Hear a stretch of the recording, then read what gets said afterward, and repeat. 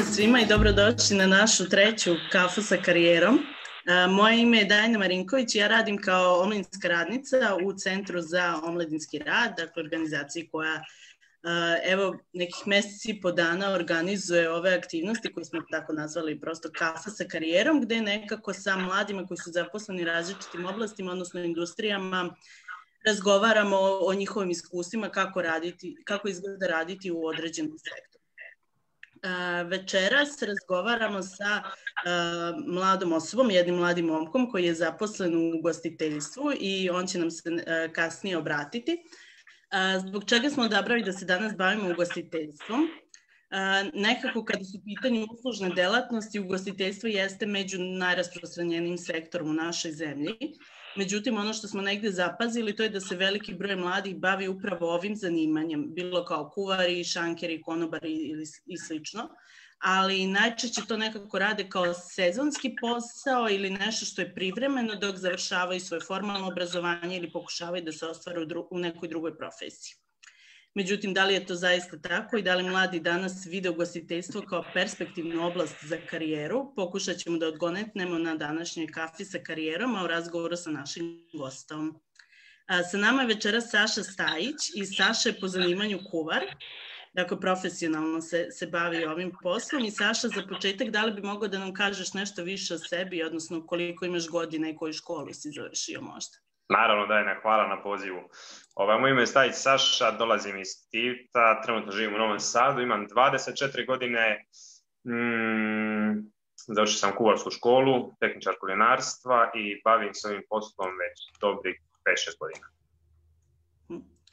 Hvala ti. A možeš možda za početak da nam kažeš zbog čega si se prilikom upisa svoje škole odlučio za karijeru u oblasti ugostiteljstva? Šta je ono što te motivisalo da se baviš ovim, odnosno postaneš kuvar? Pa vidite, iskreno nisam imao nikakav neki motiv po pitanju kuvanja, sad kao nešto volim da kuvam pa ću pisati kuvarsku školu, nego jednostavno dok sam bio u tim nekim malim godinama, iskreno sada govorim kako se sve to izvršavalo, želio sam da pohađam srednju školu u Budvi i sasvim slučajno sam pisao kuvarstvo. Dakle, sticajem okolnosti, bukvalno, nisam želio ni gimnazije, ni ništa, već jednostavno neku školu koja mi je jednostavnija dok mogu da se bavim nekim svojim privatnim stvarima jer sam uvijek lutao na 100 strana, bukvalno. I jednostavno vremenom ispostavilo se, nakon sam upisao to, da sam zapravo pogodio nešto što mi se stvarno dopada i nešto što je jako interesantno i kreativno i bukvalno možete da prepustite sebe 100% u svakom smislu te riječi. I samim tim sam dogurao do ovdje, to nekom slučajnošću što bi se rekao. Dakle, u stvari nekako si krenuo od tog odlaska iz svog rodnog mesta, da tako kažem, to je bila neka ključna motivacija. I evo tako si nekako stigao i do Novog Sada, možeš ukratko da nam opišeš kako je to uopšte funkcionisalo i kako si iz malog mesta u Crnoj Gori stigao do Novog Sada? Naravno, Dajna, pa put do Novog Sada zapravo je bio jako, jako dugačak. Dakle, prvi put sam došao u Novi Sad sa 20 godina, da vas ne lažem u stvari, ja mislim, nisam siguran uopšte u to, mislim da je 20 godina. I to sam došao, da bi živio u Novom Sadu jednostavno, bukvalno nakon što sam naravno i zavolio kuvarstvo, nakon što sam i radio dosta sezona privremeno po par mjeseci, došao sam u Novi Sad i našao sam posao koji trajao jako kratko, bukvalno sam radio 4 do 5 mjeseci ovdje i dobio sam neko fino iskustvo, ali novac jednostavno bio premali jer je moje znanje bilo premalo, iako sam mislio da je veliko. I odlučio sam se na neki korak da, ne znam zašto, odem na brod.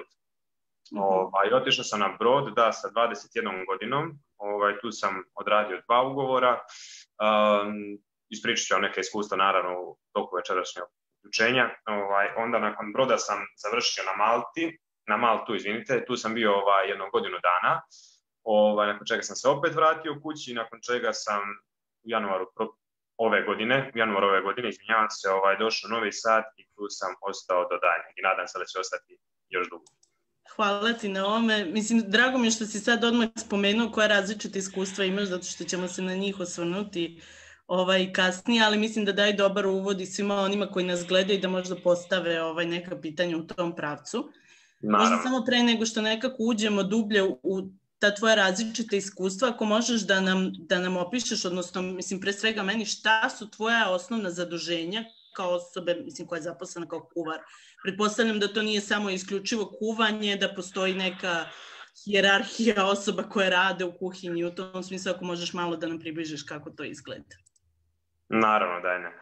Pa vidite ovako, zaduženja se kreću bukvalno sa svakim iskustvom novim, sa svakim novim naučenim korakom, bukvalno to vam je nekako kao da idete u stepenice non stop i svaki stepenik ima ti nova zaduženja i drugačije razmišljanje i drugačije obaveze, drugačiji sam pogled na cijelu kuhinju. Dakle, ja kad sam počinio ovaj posao, bukvalno smatrao sam da, kažem, moji prvi koraci po pitanju mojih obaveza bili su ti da, naravno, počinje se od početka, da se opere suđe, spremi neka salatica, bukvalno, znači vodite tu da pomognete glavnom kuvaru, da sve bude ok, šta njemu zatreba da mu dodate. Onda postepeno vi postajete taj neki, da kažemo, kuvarčić i onda kao tvoje zaduženja rastu. Znači ti si taj koji ukrašava to jelo, ti si taj koji kuva to jelo i ti doprinosiš dušu tom jelu i to je kao, u tom periodu sam smatrao da je to jedna velika obaveza i da je to nešto ogromno znanje koje sam stekao, da jednostavno treba da se posvetiš svakom jelu. Dakle, bukvalno u početku su zaduženja tvoja samo jela, da učiš i tako dalje. Onda vremenom, primjer dajem, kad sam otišao na brod, onda sam shvatio da zapravo nije sve tek tako kao što sam ja mislio, već jednostavno da morate mnogo više da se potrudite da biste došli do neke pozicije i koliko je zapravo gastronomija jedan ogroman pojam i koliko zapravo tu ne postoji čovjek koji zna. Bukvalno ne postoji čovjek koji zna, koji je tu u tome, koji zna svoja zaduženja. Zaduženje u kuhinji bukvalno ne postoje. Postoje naravno nekim ogromnim objektima poput velikih hotela sa 5 zvjezdica, brod i tako dalje, ali trenutno moja zaduženja su u kuhinji ta da, dakle, vodim računa o pripremi, da budem prije svega uredan, da kuhinja bude uredna, da sve bude čisto, da kolege sa kojima radim također budu uredni i čisti zato što radimo sa hranom, tako ne možete, dakle, prljavih ruku, ne znam, noktiju, kose, uniforme, da pripremate hranu jer jednostavno to etika posla ne dozvoljava. Bukvalno kuhinja vam je kao apoteka u kojoj se radi sa hranom. Dakle, onda trenutna moja zaduženja su, dakle, kažem, da se vodi računa o higijeni maksimalno, o kvalitetu pripreme, o kvalitetu skladištenja cijele cijelog inventara kuhinskog, dakle, počevši od noževa, kašika, viljuški, smrznutih proizvoda, poluproizvoda koji su kuvani, svježih proizvoda i također sve to ima svoj redosled kako se to slaže u komori, kako se to slaže u kuhinji, ko je zadužen za šta, sve ima svoj rok trajanja, razumijete? To su jedne velike obaveze koje su, da kažemo, sada kad ispričamo sve to je nešto veliko, ali zapravo to je samo jedan mali dio slagalice cijele. Dakle, nakon toga imate sljedeću stvar, a to vam je servis. Servis je jedan pakao ugostiteljstva gdje se zapravo dešava najbitnija stvar. Dakle, mi to jelo kuvamo, spremamo, serviramo i dajemo gostu da konzumira. Dakle, to je također nešto što se mora ispratiti. Dakle, kvalitet hrane, ukus, način serviranja, to je također jedna ogromna obaveza u kuhinji i onda nakon toga, opet kažem vam, postoji organizacija, sekcija, organizacija cijele kuhinje, dakle da se zna ko šta radi, da se zna da je sve spremno, to je također jedan vid velike organizacije, ali opet jedan dio male slagalice. Nakon toga imate unos robe, znači računar. To je isto jedna muka, isto također jedna slagalica koju kad sklopite, bukvalno dobijete kuvarski posao i zaduženja kuvara. Dakle, bukvalno zaduženje jednog kuvara je da vodi računa o papirologiji, da vodi računa o servisu, da vodi računa o higijeni, da vodi računa o kvalitetu svega u kuhinji, također i kvalitetu radnika. Molim vas, to da ne zaboravim, to je jako važna stvar, zato što mnogo ljudi se bavi kuvarstvom upravo zbog toga što to je tražen posao i dosta ljudi dolazi na nekim sporednim putem, razumije, to je neki sporedni put do nekog njegovog cilja. I onda samim tim kad čovjek dođe sa strane u kuhinju, vi generalno zadobijate poteškoće radeći sa tim čovjekom zato što to nije ono što on želi zapravo, nije ono oko čega on želi toliko da se trudi i dolazi do dosta problema. Dakle, faktički organizacija, rad, prekovremeno, non stop, to vam je kuvarstvo i to vam je opis mog posla. Hvala ti na vrlo detaljnom opisu. Mislim, ti si tu spomenuo i neke stvari koje ćemo se i kasnije naravno. dotaći. Mislim, ja bih te možda sad pitala, s obzirom da si spomenuo da kad si upisao školu, shvatio si da nekako voliš i da ti se dopada to što si upisao. Šta je ono što bi rekao da najviše voliš u vezi svog zanimanja, a šta je ono možda što najmanje voliš i u čemu baš ne uživaš da radiš? Evo vidi ovako, Dajna, najljepša stvar u ovom poslu iskreno je kad me vozi adrenalin. Dakle, adrenalin je jedna strašna stvar, da, vjerovali ne, adrenalin postoji u kuhinji i to je nešto nevjerovatno. To toliko vozi i samo želite još bukvalno dolazite do nekog stadijuma jako lijepog. Dakle, to je neka dobra stvar, adrenalin. Druga stvar realna je ta da vi spremate nešto od ničega, da vi dobijete šargarepu, kost, luk i napravite neki najljepši demi-glace sos. Znači, vi bukvalno od ničega napravite nešto. Vi tako sa još milion jednom kombinacijom, nezaustavljivo je bukvalno. Nisam neka umjetnička duša, stvarno, ali kuvarstvo umjetnosti možete jako izraziti svoje osjećanja i emocije preko toga. I to mi se jako svidjelo što sam svoje emocije mogu da iskažem bukvalno preko jela koje sam servirao. Naravno, nije to uvijek bilo ni 100% savršeno, nije bilo ni 100% loše, svi imaju svoje dobre i loše dane, dobre i loše periode u godini, u kuhinji. To je sasvim normalno da ako čovjek trenutačno se ne snalazi baš najbolje u kuhinji, da to ne znači da treba se da batali kuvarstvo, vjerujte mi. Već jednostavno nastavite negdje drugo, ćete se ukazati prilika da pokažeš ono što zapravo želiš. Ali da se vratim na temu jer sam opet skrenuo sa teme, izvinjavam se. Dakle, pokreće me adrenalin, pokreće me to što spremam nešto od ničega, što su ljudi zadovoljni, jer taj osjećaj kad vidite čovjeka kad proba vašu hranu i facu koju on složi, to je nešto neprocjenjivo. Dakle, to je dobra stvar. Negativna stvar ovog posla je mnogo prekovremenih sati, znači radite jako puno zato što kuhinja bukvalno ne prestaje. To je nešto što se ne zaustavlja, nešto gdje posao nikad nije završen. To je jako loša strana, dakle ako želite da se posvetite porodici, prijateljima, curi, jako je teško. Znači u ugostiteljstvu bukvalno možete da zaboravite, što je jako loša strana, ali donekle i dobra. 8. mart, Nova godina, što ono još ima, 14. februar i tako ti period, dakle na to bukvalno zaboravite kada se bavite ovim poslom i to je jako loše, naročito kad imate djevojku, mislim, normalno da se s djevojkom provedeš te neke dane, da kažemo, ajde, ali ne ti zapravo provodiš u paklu kuhinje pripremajući jela za druge ljude koji su došli da dovedu svoje drage ljude. A ti s druge strane. To su neke loše strane. Ima ih naravno još, ali Dajna, iskreno trenutno ne mogu da se sjetim toliko loših strana, jer generalno je jako lijep posao. Ne, hvala ti. Mislim, kad si krenuo da opisuješ to kao koje su neke stvari koje voliš u vezi zanimanja i to kad si spomenuo kao nemojte da se predajete ako u startu ne ide, ja sam odmah onako poželjela da odem u svoju kuhinju i da ja pravim nešto što inače nikad ne želim da radim i ne volim da kuvam, ali nekako iz tvoje priče to u stvari zaista zvuči kao umetnost. Pa Dajne, jeste, to zapravo i jeste umjetnost. To bukvalno jeste umjetnost. Znači dobiješ, dobiješ komad drveta i ti od toga napraviš konja. Tako i ovdje bukvalno dobiješ par namirnica i ti od toga napraviš neki specijalitet. Na primjer. Dakle, svako ko stvara je donekle i umjetnik, je li tako? Divno, hvala ti. Spomenuo si sad i prekovremene sate, spomenuo si to da dosta nekih možda značajnih praznika u vezi ili značajnih za porodicu ne uspevaš prosto da ispratiš. Možda je to ako možeš još da nam kažeš kako tvoj posao utiče na tvoj život, u smislu da li je stresno, koliko vremena provodiš na nogama, kako utiče na tvoje fizičko zdravlje, u tom smislu. Vidite, malo sam posjedio, dakle, to vam je jasno što tiče stresa. Šalim se naravno, vidite, posao je generalno stres. Dakle, stresan je jer jednostavno vrijeme radi svoje, dakle, jelo mora da bude spremno na vrijeme. Morate svako jelo da provjerite, morate svaku osobu da provjerite šta radi. Jednostavno, non stop je pritisak, tenzija. To je posao koji se radi pod pritiskom i to je jednostavno tako. Ne postoji kuhinja u kojoj nema pritiska, postoji neki imaš manje i više pritiska, ali uglavnom je non stop pritisak. To je prva stvar. Druga stvar, šta si me još pitala, molim te mi ponovi. Vezano za tvoje fizičko zdravlje, koliko vremena provodiš na nogama i u tom smislu?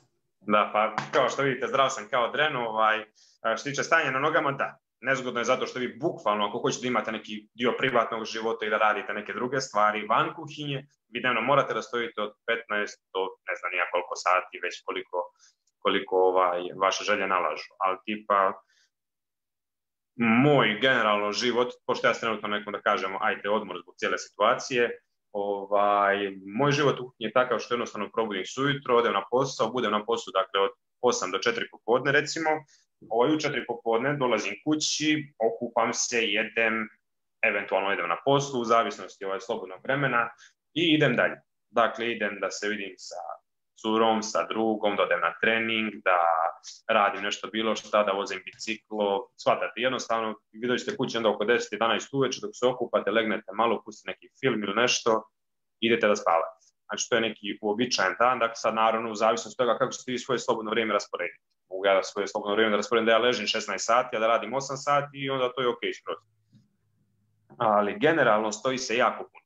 Znači, sam posao kao posao, znači vi ste 8 sati generalno na nogama, plus sve ostalo, dakle vi ste sigurno po 15-16 sati na nogama, ali jednostavno trening, upornost, bit će tu i bolova naravno i perioda kada se osjećate jako loše fizički, ali generalno ne treba da se predate, to je jednostavno, ne znam kako da vam sad kažem to. Jeste puno, ali može se. Znači, kogod kaže da je nemoguće, da se previše stoji, da ne znam nija utiče, ne znam nija kako na zdravlje, to nije istina, već jednostavno morate da postaknete su sebe, da morate da trenirate, da biste imali mišiće koji bi izdržali da vi toliko dugo stojite, da toliko dugo radite ili šta god. Fizički jeste naporan posao, a također i psihički je mnogo naporan posao. Čak možda mislim da je mnogo psihički naporniji nego fizički. A u kom smislu? Mislim sad kad si spomenuo psihički napor. Da. U kom smislu je psihički napornije? Da li govorimo samo o stresu ili govorimo možda i o međuljudskim odnosima sa drugim zaposlenima? Naravno, postoji tu dajna svega. Dakle, postoji također jedan veliki psihički problem u kuhinji, a to su međuljudski odnosi. Dakle, to je u kuhinji nešto što je jako komplikovano, nešto što je jako teško ostvariti dobar međuljudski odnos. To je jedan dio, znači, psihičkog problema, da kažemo, to je psihičkog umora, što jednostavno ne slažete se sa kolegama, što nemate dobar odnos ili ne znam nija šta, kolega ne voli kako vi radite ili vi ne volite kako vaš kolega radi, princip rada, etika i tako dalje. To su stvari po pitanju kolegijalnosti, ali psihički jako naporan zato što, sad ću vam primjer jedan dati, na primjer, ljeto je, vi se nalazite dakle u kuhinji gdje ima 40 stepeni, stojite za roštiljom, spremate ne znam nija kakve specijalitete, kuvate, jela ovo ono i jako je teško. Mislim, sad zvuči simpatično, stojiš za roštiljom, sve super kuvaš, ali zapravo kad se to dešava 25 dana mjesečno i svakog dana radite to, ne dođe do monotonije, dođe do psihičkog, bukvalnog poremećaja, gdje ste vi donekle i agresivni zbog svega toga što proživljavate. Dakle, ti si 25 dana na 40 stepeni u kuhinji, u sred ljeta, dakle, kad treba da ideš na plažu, da se družiš i ne znam nija šta. Meni je jako teško padalo sa mojih 17, 18, 19 godina. To su bili katastrofalni periodi. Dakle, za mene, uvijek sam se ja psihički borio i želio da postanem kuvar, kakav, ajde da kažemo, kakav sam želio da budem i to je veliko psihičko kidanje, dakle, bukvalno, kad vas pozove nebitno drugarica ili simpatija da vi izađete, a vi se kuvate na 40 stepeni i spremate ne znam nija šta za nekoga, to je veliki psihički problem, naravno, sad, to je taj neki sporedni. Glavni problem je tu timing, da li će se na vrijeme izaći, da li će nešto zagorjeti, da li će nešto biti preslano, da li struktura sosa će biti loša, da li će šef vikati na vas, da li se gostu neće svidjeti, da li ne znam nija šta. I to mora non stop ide savršeno i to je non stop kontinuitet savršenosti. Znači vi nemate period kad možete da radite ok. Znači vi morate non stop da budete savršeni. A za savršenstvo treba pritisak, da se mi ne lažemo, zato što jednostavno milion je faktora koji utiču na savršenstvo. Dok god brinete o svemu tome, dok god želite da postanete nešto, vi ćete biti pod velikim stresom. Hvala ti mnogo. Mislim, i hvala ti što ovako vrlo iskreno pričaš o tim izazovima i problemima, zato što mislim da ja prva mogu da kažem za sebe kao nekoga ko sa strane uopšte to posmatra, zaista ne mogu uopšte da zamislim kako izgleda i koje stresove sa sobom nosi ovaj posao, tako da hvala ti što deliš ovako iskreno svoje iskustvo. Spomenuo si takođe pre, dok si odgovarao na jedno pitanje, činjenicu da nekad u kuhinji, odnosno da kao kuvari nekad rade i osobe koje možda nisu prošle adekvatnu školu ili obuku za ovo zanimanje. Pa eto, možda ako možeš da se osvrneš u tom smislu, da li po tebi je potrebno da neka osoba završi 4-godišnju ili 3-godišnju školu da bi se bavila ovim zanimanjem ili je možda dovoljno da samo prođe kroz neka iskustva? Šta bi ti rekao nekako da su iz tvog iskustva prednosti? Naravno, to je pitanje veoma kompleksno, znaš, moje lično iskustvo drugih ljudi, jednostavno moje mišljenje i većinsko mišljenje, svi govore to da škola kao škola i kurs kao kurs su samo dobra podloga. Znači, to je nešto što je bukvalno dobra podloga, ajde da kažemo, za nešto što vi tek treba da naučite. Shvatate? Mislim, kad mi kažemo teoretski omlet se pravi tako što uzmemo, razvijemo 3 jajeta, zamutimo i tap i stavimo u tiganj, to se u praksi pretvara u nešto sasvim treće. To u praksi postaje komplikacija, nauka, vjerujte mi. Znači, tako da što tiče škole i kurseva, naravno, preporučujem svakome ko želi ozbiljno da se bavi time, ali jednostavno morate da shvatite jednu stvar. Da vi kad uđete u kuhinju, sve što ste vi učili u školi, na bilo kojem kursu, se pretvara u ništa, u vodu. Samo u podlogu o kojoj vi nešto znate. Znači, ja sad znam da se ovo sprema ovako, ali u praksi sve to ide bukvalno na treću ruku. Prva stvar, školstvo je jako zasilo po pitanju, dakle, kuvarstva, smatram također i za ostala zanimanja i za ostala školovanja da je većina stvari zaostalo, ali kuvarstvo je jako unazad. Dakle, kuhinja je pošla toliko napred da je gastronomija trenutno jedna grana nenormalna, dakle, koliko se razvila i to što se danas, da kažem, koristi u restoranima, nešto što ti kao kuvar treba da znaš kad dođeš na jedno mjesto, jednostavno to je nešto ti u školi ne možeš da naučiš. To je nešto što se stiče tako što sjećeš prste, prljaš ruke, ne znam nija šta. Dakle, počinješ tako što naravno, nemojte da mislite da vi sada ćete upisati školu ili ćete postati profesor gastronomije, ne znam nija čega, i doći u kuhinju i moći da raspolažete sa vašim znanjem. Ne, vaše znanje ostaje bukvalno zaključano u vama. I ne možete ga iskoristiti nikako u kuhinji. Radi čega? Jednostavno ne znam. Školstvo je jako loše po pitanju kuvarstva, ali sve, mislim, govorim vam svoje iskustvo. Sve ono što sam ja u životu naučio po pitanju kuvarstva, to sam naučio iz ličnog iskustva, iz prakse. Dakle, uđeš u kuhinju, praviš salatu, pereš suđe, kuvaš jaja, ne znam nija šta, sve to se uči tu. Dakle, u kuhinji. Učenje van, može samo nekako sa strane, možete samo da dobijete neki dijelić znanja. Znači, bukvalno uzlicu jednu malu u cijelom sistemu, možete dobiti sa strane, također možete neke inspiracije da dobijete ili nešto u tom smislu. A po pitanju toga, da li će vam pomoći nešto to u kuhinji? Ne. Vjerujte mi, dakle, postoje ljudi koji su u kuhinju ušli bez ikakvog školovanja, znači bukvalno 0 školovanja, ali koji su jednostavno imali želju i trudili se. To je najvažnija stvar, znači bukvalno ono što kažu 90% trud, jel tako, i 10% talenta. Bukvalno vam je tako u kuhinji, dakle, samo se trudite i doći ćete do toga što želite. Težak je put, naravno, imat ćete milion padova. Ja kao kuvar sam htio da ostavim moje posao, nikad više da ne uđem u kuhinju, dakle, jedno 10 puta. Tako lijepo uzmem svu uniformu, zapalim je, bukvalno. Ja sam posle Malte, kad sam došao kuću i zapalio uniformu i rekao sam, neću nikad više da budem kuvar. To je to. Ali, evo, opet sam se vratio. Dakle, bukvalno, imat ćete padove, imat ćete uspone, škola vam neće značiti puno, ali će vam značiti, podloga, rekao sam. Ako ste bez škole, želite da se bavite ovim, naravno pokušajte, niko vam neće okrenuti leđa u nijednom restoranu, nijedan kuvar, ako želite da naučite. Shvatite, jedna loša strana toga je novčano primanje, koje također sa školom ćete imati isto. Dakle, ako vi znate da kuvate, znate, ako ne znate, ne znate. Nije važno imate li fakultet ili nema. Može privremeno, na mjesec, 2 ili 3, ali kad se vidi vaše znanje zapravo, tu onda sve pada u vodu. I tu nastaju problemi, razumijete.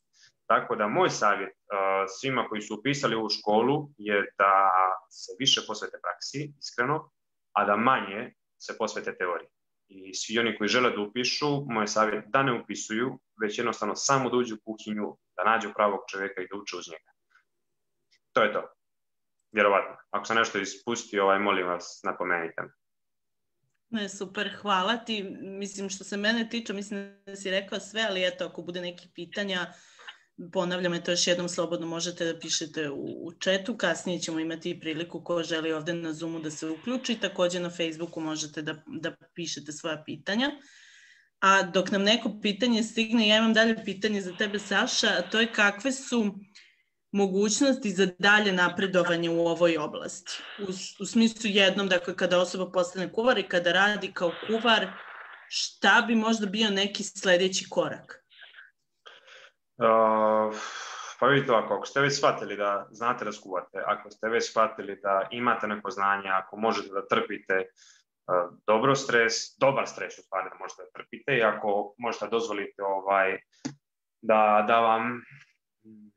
vaš ego ne izgubi vaš posao. Tačnije da zbog toga što vam je gazda rekao nešto ili što neki čovjek vratio ili zbog toga što šef nije zadovoljan sa vama, želite da napustite kuvarstvo ili eventualno se osjećate da niste spremni za nešto više, bacite sve to u vodu. Dakle, prva stvar, najvažnije, kad shvatite da ste, ne da kažem rođeni za ovo, ali da želite ovo da radite stvarno. Dakle, moj savjet je da upišete neke od kurseva po pitanju komunikacije i ponašanja. Dakle, to je jedan od najvećih problema u kuhinji i adaptacija među ljudima. Vi morate da naučite kako da komunicirate sa kolegama koji su također non stop pod stresom, koji su također pod tenzijama, koji imaju sličnih problema i koji donekle nisu se usavršavali u tom smjeru. Razumijete što vam kažem? Dakle, možete biti dobar kuvar jako, ali ako vam je komunikacija loša, ako nemate neke, da kažemo, neki osnovni vid prilagođavanja. Znači, kuvarstvo je prilagođavanje. Znači, hoćete da napredujete, možete. Svako može, ali prilagodite se vašem neznanju, vašem znanju, drugim ljudima. Svaka osoba je drugačija. Dakle, komunikacija je jako važna u ovom poslu. Jedan od presudnih faktora. I morate shvatiti da jednostavno jako je važno biti dobar čovjek u ovom poslu. Razumijete? Jer to je mene moj šef Srđan učio, dakle, ja sam tako bio mali, da kažem, i nadrekani, kao ja kuvam ovo, tamo, vamo, lud sam. I pričali smo nešto, on mi je rekao kao da ću ti otkaz. Ja sam radio po 13-14 sati, dobro sam radio, baš sam iznosio sam posao momački, znaš. Ja sam došao i pitao ga, pa kao, zašto da mi date otkaz? Kad sam dobar, radim posao jako dobro, teško ćete naći sad u sezoni kuvara poput mene, nebitno, šta god da sam mu rekao. Na što mi je rekao, sine, vidi, nije važno kakav si ti kuvar, već kakav si čovjek, kaže. Znači, svako može naučiti da kuva, ali dobar čovjek se jako teško postaje. Dakle, jako je važno da u kuhinji budete, to mi je donijelo neko, opet kažem, to su neke iskustva koja su mene promijenila u kuhinji. Imao sam tih problema nevjerovatnih, dakle, komunikacija mi je bila jedan od najtežih problema, jer jednostavno nisam želio da shvatim druge, niti me zanimalo što drugi pričaju. Ali vremenom jednostavno naučite da je to pogrešno i da to čime sam ja ono na što sam ja išao, na koju loptu sam ja igrao, jednostavno nije prava stvar. Jednostavno morate da se uključite u komunikaciju, u edukaciju sa strane, dakle kurse. Samo kursevi. Tako ćete dospjeti do pozicije, tako ćete dospjeti do dobre plate, tako ćete dospjeti do mira na poslu, dakle nećete imati problema ni sa kim. To je jako važno po pitanju napredovanja. Čak što više, to mi je nekako, izvini Dajna, to mi je primarnije od samog znanja da skuvate nešto, razumijete? Pratite, možete vi doći i naučiti, svako može naučiti da skuva. Nije stvar, kuhinja nije skuvati. Vjerujte mi, kuhinja je sve, samo nije skuvati. Svako može da nauči nešto, da stane za roštilj, da stane za šporet i da skuva. To je nešto najjednostavnije. Ali sve sa strane što dolazi komunikacija, organizacija, priprema, serviranje jela, to je ono što ste vi. Koliko shvatate, dakle, cijelu mašineriju. Tako se gradite. Ne gradite se tako što znate da spremite demiglas na 10 načina, tako što znate da spremite drumstick, medium, već jednostavno nekim trećim putem se dolazi do unapređenja, ali ne kuvarstva. Hvala ti. Ja sam baš htjela da se nadovežem sad i na ovo što si ti rekao. Mislim, nekako moja profesija, odnosno uopšte ono što Centar za omladinski rad i radi i čime se bavimo jeste upravo taj deo koji si spomenuo, mi to u sektoru zovemo prenosive veštine ili meke veštine, veštine komunikacije, timskog rada, fleksibilnosti, rešavanja konflikata. U tom smislu nekako jako mi je zanimljivo i interesantno da nekako čujem da se dakle to i u različitim zanimanjima zaista vrlo praktično vidi i da mladi naročito prepoznaju da su i te neke veštine važne, tako da mislim ja s te strane mogu stvarno da preporučim svima onima koji nas gledaju da prosto istražujete koje neke, a velika većina stvari za mlade naročito postoji besplatno, različite radionice, obuke koje su usmerene upravo na ove stvari o kojima je Saša pričao, komunikacija, timski rad i slično, gde možete zaista besplatno sa drugim mladim ljudima da nekako radite na unapređenju ovih svojih veština. Tako da to je neka moja preporuka s moje strane. A mi idemo dalje sa pitanjima za Sašu. Sada bih te, Saša, pitala nešto onako malo ličnije. Imam konkretno. Aha, kaži. Imam curu, žao mi je. Sve ok, pretvarat ću se da se ovo nije dogodilo, ignorisat ću te, šalim se. Ne, moje pitanje je u stvari bilo koliko ti osoba, mislim, poznaš u svom okruženju koje se bave ovom profesijom sa ciljem da se time zaista i bave u budućnosti i da li ti planiraš da se baviš ovim u budućnosti, da li to zaista vidiš kao svoju karijeru ili to trenutno radiš kao, ne znam, svoje trenutno zaposlenje dok tražiš nešto drugo ili planiraš nekoj drugoj karijeri? Naravno, vidi Dane, to je vrlo kompleksno pitanje. Stvarno je vrlo kompleksno pitanje iz jednog prostog razloga. Mnogi ljudi sa platom kuvara ne mogu da izdržavaju sebe i svoje porodice. Samim tim dovode podjelu svoje profesije. Dakle, čovjek koji se bavi kuvarstvom također se možda baviti prodajom dijelova, možda će se baviti, kao na primjer ja, DJingom, možda će se baviti, otvorit će neku teretanicu svoju, držat će neke personalne treninge, radit će na ishrani, shvataš, jednostavno dosta ljudi dijeli svoju strast prema kuvarstvu sa nekim drugim poslom upravo iz financijskog razloga. I tu dolazi do izmorenosti. Dakle, ti kuhinju prestaješ da voliš onog momenta kad ti kreneš da radiš nešto drugo.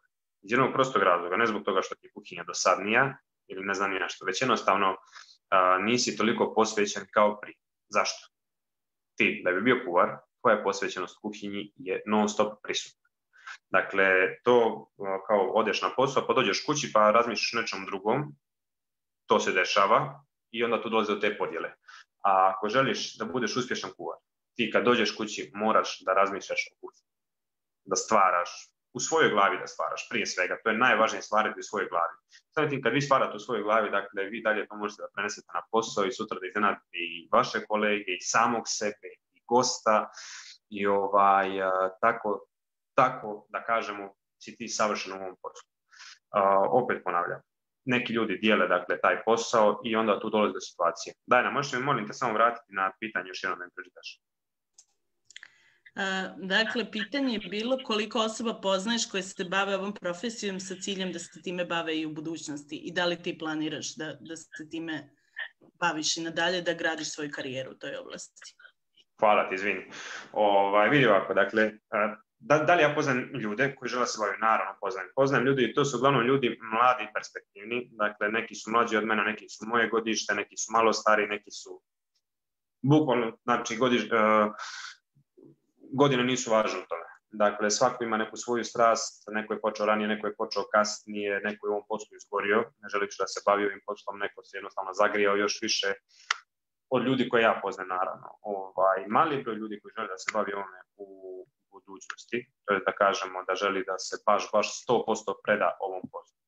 Radit će naravno oni kao kuvari, savršeni su kuvari, ali jednostavno to nije njihova okupacija, nije njihova obsesija.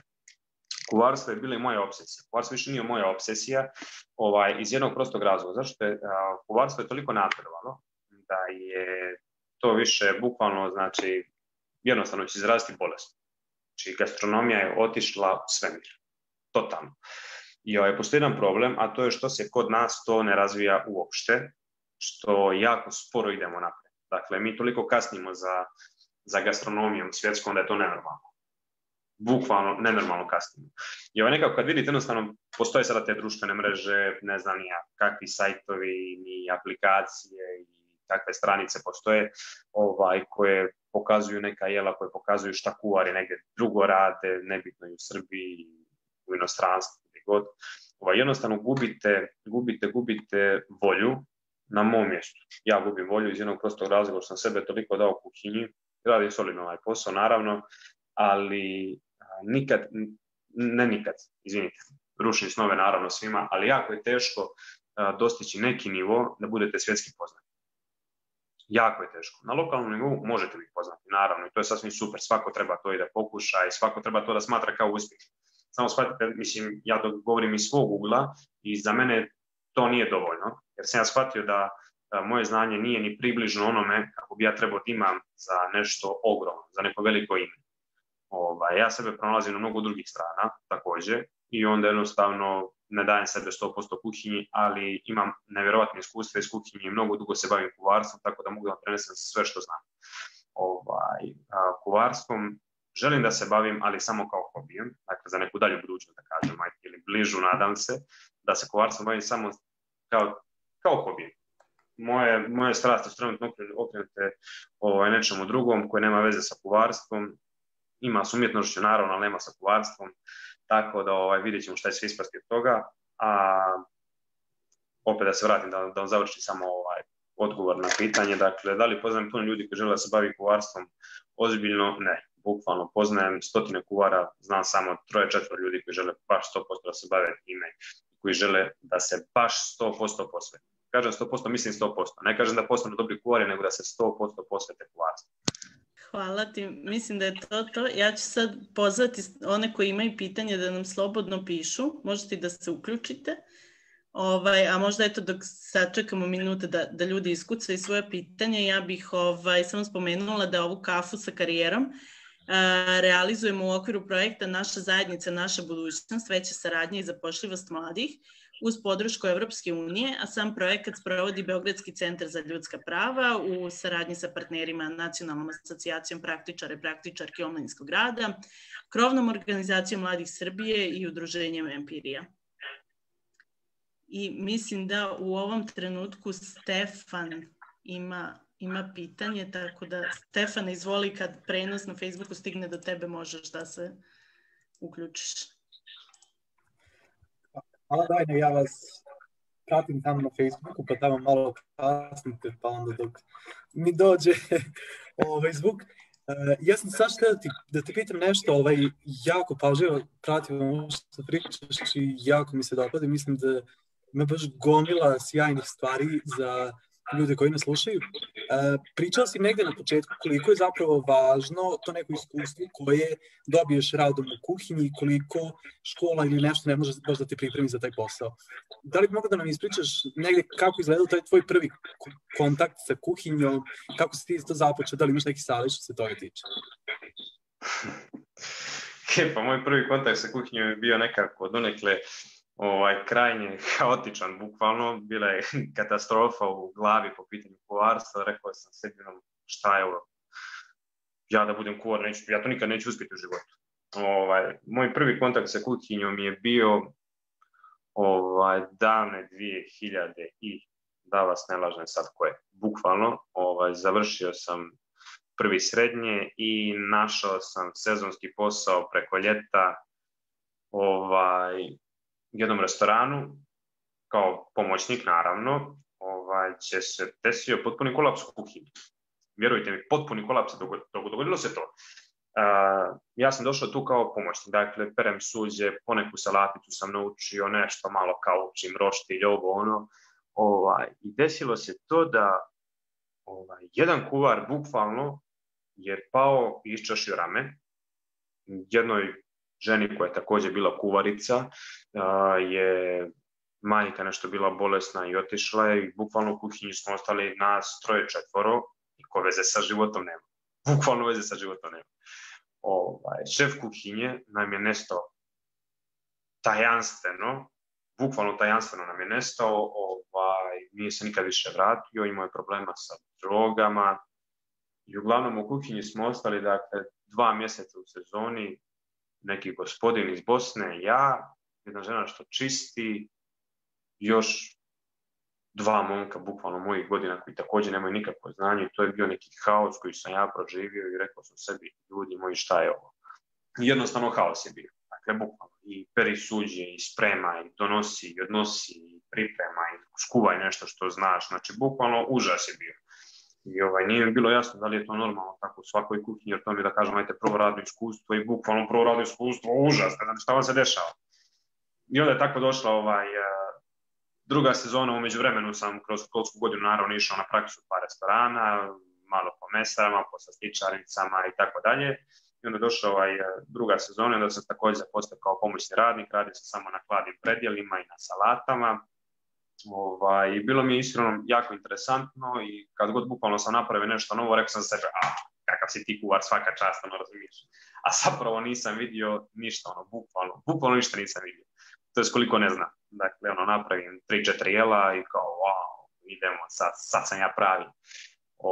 Tako da je bilo jako interesantno, jako sam se ponosno osjećao, dakle, zbog posla koji sam radio, jako tužno, zato što bukvalno svi moji drugari su tada igrali, družili, zezali, ja sam provodio u kuhinji mastan od roštilja i ne znam ni ja kakav. Hvala ti, Saša, na vrlo zanimljivom prvom iskustvu. A mi imamo pitanje od Milice, to je koliko vremena smatraš da je potrebno da neko postane uspešan u kulinarstvu? Vremena. I iskreno, Milice, ne znam šta bih rekao povodom toga. Dakle, jednostavno mora shvatiti da postoji ljudi koji su talentovani za ovo, ljudi koji imaju više hrabrosti, neki imaju manje hrabrosti, neki imaju dobro preznanje, neki imaju loše preznanje, sa bukvalno nikakvim znanjem i sa jako slabim talentom možete za jedno, pa da kažem, ajte 5-6 godina postati jedan dobar kuvar, če bez ikakvog talenta, bez znanja, bez ičega, kroz 5 godina jako napornog rada možete postati dobar kuvar. Ako imate malo smisla za kuhinju ili tako nešto i ako shvatite kako stvari funkcionišu u kuhinji, to može se dogoditi jako brzo. Naravno, ne možete da steknete znanje, da znate da spremite sve živo, ali da shvatite sistem kuhinje i da znate da skuvate neke osnovne stvari jako lijepo, bilo bi vam potrebno godinu i pol uz dobrog učitelja, da biste postali neki, da kažemo, ok kuvar. Dobar kuvar ne postoji. Dobar kuvar ne postoji, bukvalno. Dakle, da bi postao dobar kuvar moraš da radiš 40 godina i da znaš sve, da budeš prvoklasan baš. Hvala ti. Mi smo u međuvremenu dobili još jedno pitanje, a to je nešto o čemu smo mi pričali i pre početka ovoga, a to je kako je sad cijela ova pandemija koronavirusa uticala na posao u ugostiteljstvu. U smislu, mislim da smo svi negde svesni da je radno vreme ugostitelja skraćeno i u medijima se jako puno priča o tome, pa eto neko tvoje iskustvo. Situacija je bukvalno katastrofalna. Dakle, ugostitelji su u potpunom rasulu, ugostiteljstvo se raspada po šavovima, ljudi gube poslove na svakom ćošku, plate se smanjuju na svakom ćošku, dakle, što je jako tužno, što je jako nerealno, zato što je to jedna grana koja je jako rasprostranjena, velika količina ljudi se bavi tim poslom. Velika, znači ne govorim samo u kuhinji. Vidajna, ti pored kuvarstva, dakle, imaš šank, imaš tacu, imaš pomoćne radnike, imaš muzičar, imaš DJ-eve, mislim, to je nenormalna cifra ljudi, razumijete? To je baš jedan veliki ogranak populacije koji je bukvalno egzistencija. Znači, bukvalno je u pitanju egzistencija sad. Dakle, ljudi su ostali bez posla, imaju porodice, djecu, ženu, imaju jedan jedini izvor prihoda, to je njihov posao koji oni rade kao konobari, kao kuvari i jednostavno sad kao eto došli smo, zatvaramo sve i eto, vi nama više ne trebate, skupi ste nam ili ne znam nija šta. I vi onda lijepo izgubite posao, kao na primjer ja, ajde da kažemo, izgubite posao, dakle dođete, sjednete kući, shvatite da vi zapravo u svojoj struci koliko god ste se borili, trudite da naučite nešto, vi to ne možete da iskoristite, ne možete da unovčite, ne možete da se zaposlite nigdje bukvalno. Tako da to je velika jedna depresija koja pogodi svakog čovjeka koji se ozbiljno bavi ovim poslom i jako velika tragedija za svakoga ko se izdržava ovim poslom, a većina ljudi, bukvalno 90% se izdržava dakle, u ugostiteljstvu. Tako da koronavirus je utjecala sjajno na ovaj posao, mnogi se nikad neće ni vratiti u ovaj posao, vjerovatno, ili će biti više kuvara, bit će boljih kuvara, bit će manje plate, bit će super za poslodavce, naravno, ali da, uglavnom katastrofa. Korona je utjecala katastrofalno na ugostitelje. Hvala ti. Mislim sad to kad si spomenuo, bit će više kuvara, to je nešto što sam ja pripremajući se za ovaj naš susret čitala i recimo jedna informacija do koje sam došla koja će, mislim, sad iz ove perspektive deluje jako čudno, ali recimo u akcionom planu za zapošljavanje grada Novog Sada stoji da kada su radili istraživanje, odnosno pripreme za ovu godinu i koje mere i koje zanimanje bi bilo potrebno nekako dodatno zapošljavati, recimo stoji da u Novom Sadu nema dovoljno kuvara u odnosu na potrebe tržišta, međutim verujem da je ova situacija sa koronavirusom i sad si sam spomenuo da je u stvari nekako preokrenula celu tu priču, ali eto, nadamo se svi da će se ne samo za ugostitelje, već generalno za sva zanimanja i profesije malo nekako ova situacija stabilizovati. Naravno, da ne mogli se nadvezati samo na ovo što si rekla za nedostatak kuvara, molim te. Naravno, izvolim. Znači, to je jedna velika dezinformacija. To je velika dezinformacija. Kuvara u Novom Sadu ima, to je ljudi koji se zovu kuvarem, Novi Sad nema profesionalce, Novi Sad ima poslodavce koji nisu spremni da plate kuvare, znači to je jedna istina u ovome poslu. Dakle, ljudi ne žele da plate dobro kuvara. Iz jednog prostog razloga on njega smatraju kao trošak, što je također jedna velika greška. Kuvar svakom poslodavcu je jednostavno nek shvate dobra mašina za pravljanje novca. Znači, dobar kuvar pravi dobar novac, loš kuvar pravi loš novac. Imao sam iskustva raznoraznih, naravno u Novom Sadu sam imao jedno katastrofalno iskustvo, neću da pominjem restoran, neću da pominjem čovjeka, neću da pominjem ni šefa kuhinje koji je bio tu. Situacija je bila takva da jednostavno radili smo u tom objektu u Novom Sadu. Došao je šef koji je mene obučavao neko vrijeme i kod kojeg sam ja došao da radim. Desilo se to da je od restorana koji bukvalno nije radio ništa napravio baš veliku atrakciju, stvarno, jela su bila fantastična, svi što super, novac, bukvalno u džakovima su iznosili restorana. Dakle, bukvalno sve super, svi zadovoljni. Šta se dešava? Jedan problem postoji. U kuhinji postoji, da kažemo, 10 radnika, primjer dajem. Jedan od njih je šef kuhinje, koji ima platu veću, naravno, i postoji jedan kuvar koji ima platu, da kažemo, 50-60 hiljada, što je užas. Imate, dakle, pomoćnike koji imaju po 40-50 hiljada platu. 35, u zavisnosti od znanja i tako dalje. I onda šta se dešava? Vi imate restoran koji sjajno radi. Imaš radnike koji su prihvatili te neke uslove u nadi da će se plata povećati, ili tako? Naravno, svi mi se nadamo da će se plata povećati sa našim znanjem, iskustvom i jednostavno trudom u tom nekom objektu. Restorani Novog Sada ne povećavaju plate kuvarima, konobarima, šankerima. To je velika žalost, jer ima toliko ljudi koji se trudi za neki objekat, koji se trudi dakle, da sve to bude sjajno i vi ne želite da povećate platu i jednostavno dolazi do toga da, sad primjer dajem, ti dajna kao kuvar koji neće niko da poveća platu, naravno da ćeš otkazati, ti ćeš negdje gdje ćeš možda imati veću platu, a tebi je zapravo sve jedno jer ne možeš sebe da ostvariš ni u jednom lokalu. Šta se dešava?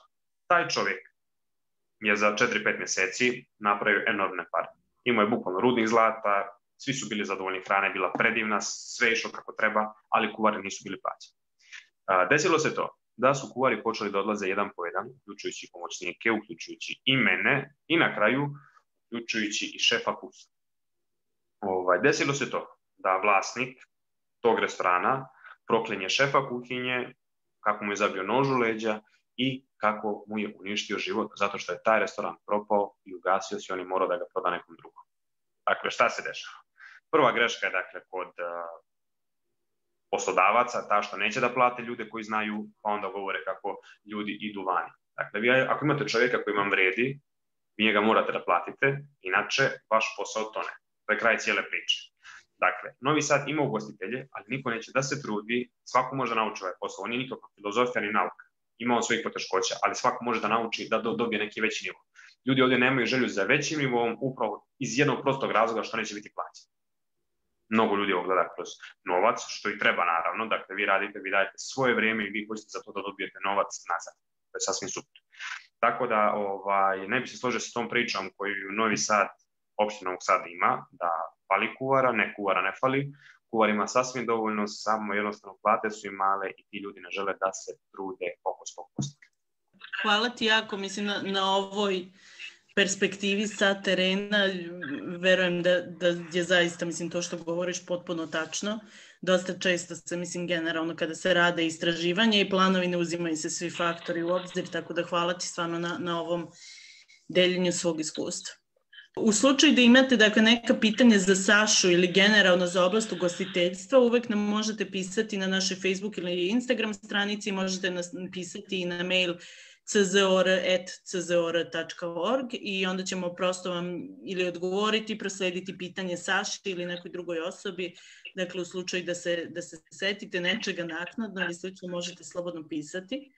A pošto vidimo da nema pitanja ni na Zoomu, polako privodimo kraju. Saša, evo, za sam kraj, šta je ono što bi ti savjetovao nekoj mladoj osobi koja želi da počne da se bavi ugostiteljstvom? Nek zavrne rukave i nek uči. Nek radi, isplatit će mu se. 100%. U emotivnom smislu i u finansijskom. To je 100%. Hvala ti, vrlo kratko, jasno, konkretno. Ja zaista ne bih imala ništa više da dodam. Ovde nekako privodimo kraju našu 3. kafu sa karijerom i poslednju za ovu godinu. U prethodnih meseci i po dana smo zaista imali priliku da razgovaramo sa mladima koji su zaposleni u IT-u kao programeri, odnosno programerke, sa devojkom koja radi kao starija saradnica u advokatskoj kancelariji, sada evo sa jednim mladićem koji je zaposlen kao kuvar. Dakle, nekako ideja nam jeste i na tome ćemo raditi i sledeće godine da predstavimo mladima što više različitih zanimanja, različitih industrija, različitih sektora iz perspektive mlade osobe i kako to izgleda danas u 21. veku, odnosno i sledeće godine u 2021. godini, kako to izgleda raditi u toj nekoj konkretnoj oblasti. Tako da u slučaju da imate neku želju da razgovarate i čujete od mlade osobe vezano za neko specifično zanimanje, slobodno nam pišite te preporuke. Sve čitamo, odgovaramo na sva pitanja, tako da nemojte da se suzdržavate, slobodno nam pišite u bilo kom trenutku. I to bi bilo sve od nas večeras. Dakle, moje ime je Dajna i sa mnom večeras bio Saša Stajić. Ja vam se zahvaljujem svima na izdvojenom vremenu. Hvala Saši što je bio sa nama i naravno hvala mom kolegi Stefanu koji nas je pratio na Facebooku. Toliko od nas, uživajte u ostatku večeri. Hvala, prijatno.